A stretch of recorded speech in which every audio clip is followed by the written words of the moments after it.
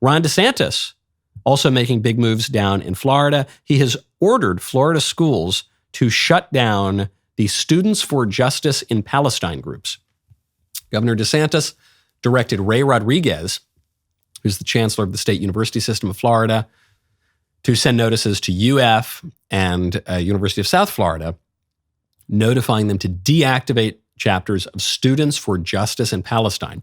And the reason for this, DeSantis argues, is that those groups broke Florida laws about terrorism. Here's what DeSantis said. During a holy Jewish holiday, which is a little repetitive, right? A holiday is a holy day. Anyway, I'm nitpicking on language. During a holy Jewish holiday, the recognized terrorist organization Hamas launched an unprovoked attack on Israel. Among those killed were babies, women, and elderly. Oh, this is Rodriguez who said this.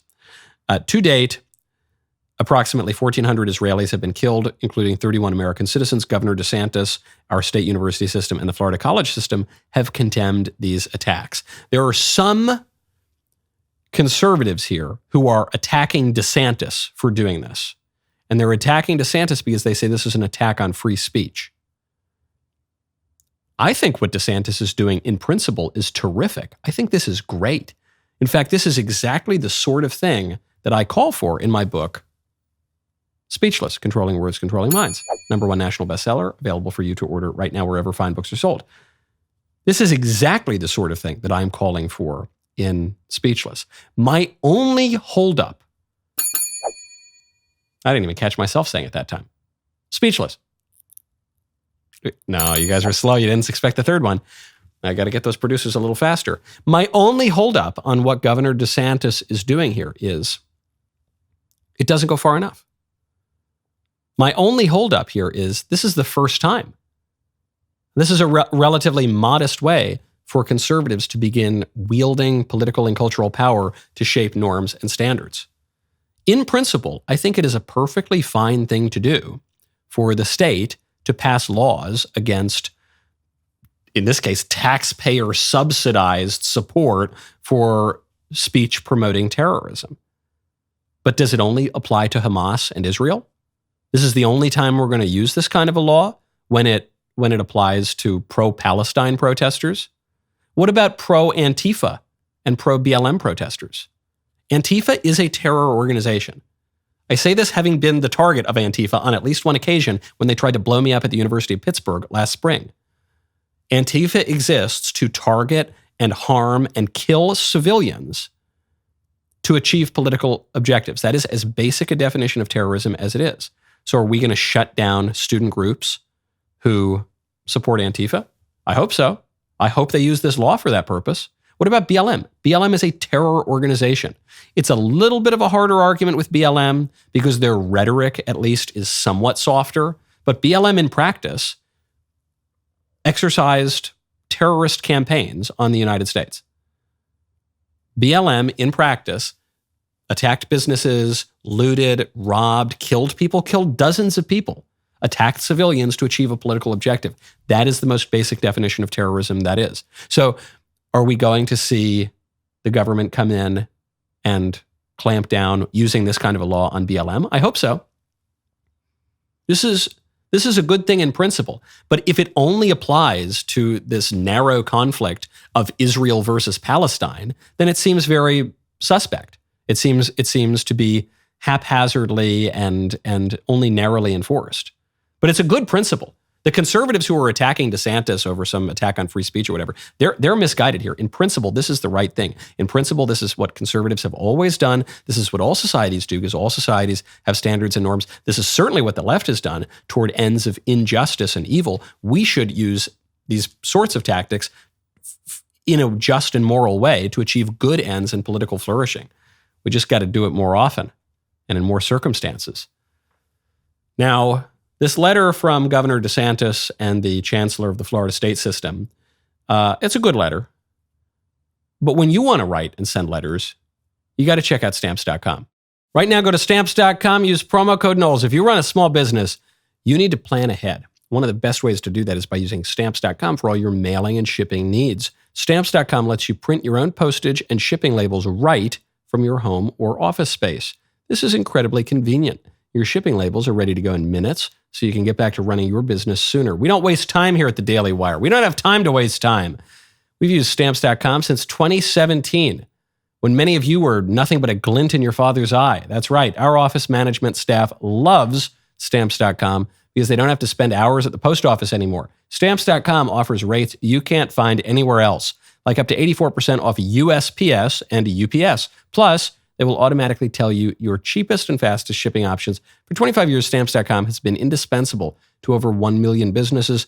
You can print postage wherever you do business. No lines, no traffic, no waiting. They even send you a free scale, so you've got everything you need to get started. Set your business up for success. Get started with Stamps.com today. Sign up with promo code Knowles, KNWLES, for a special offer that includes a 4-week free trial, plus free postage, and a free digital scale. No long-term commitments or contracts. Go to Stamps.com, click the microphone at the top of the page, enter code Knowles, KNWLES.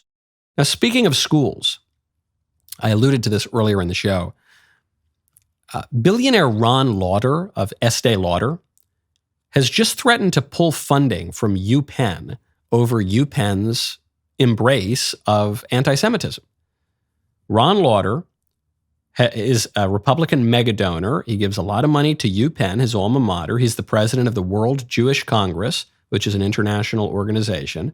And he had already said to Penn that he was going to re-examine his donations here because UPenn seems to be allowing these students to support Hamas over the state of Israel. Once again, there are some conservatives here who are saying, well, that's crazy. We need to support free speech, even if the students want to go out and support Hamas or something like that. I think, though, I see this move from Ron Lauder. I think this is brilliant. Of course. The only thing I'm somewhat scandalized by is why was this guy giving money to UPenn in the first place? Ron Lauder is a conservative Republican. Ron Lauder shouldn't be supporting the Ivy League. I mean, listen, I don't want to tell billionaires what to do with their money, but there are a lot of conservative donors who do this, who, because they're alumni of schools or because they've had some relationship with an institution in the past, they just give money reflexively. They got a lot of money to give. It's a rounding error for them. But those organizations aren't what they used to be. They've become very leftist in recent years, and sometimes the donors don't even realize it. And in this case, Ron Lauder, a Jewish donor, is noticing it because the institution is now encouraging students to support Hamas. And because the Ivy League broadly has a problem of professors now supporting Hamas. And Lauder says, okay, well, I'm pulling my money. I think it's the right thing to do for Lauder to pull his money, but I would go further. I think all conservatives should be acting this way, and not only on the issue of Israel-Palestine. They should be acting this way on all sorts of issues. It's not as though universities are just now uniquely attacking the Jewish state. Universities for years, for decades, have attacked white people. They've held courses and seminars about how we need to abolish whiteness.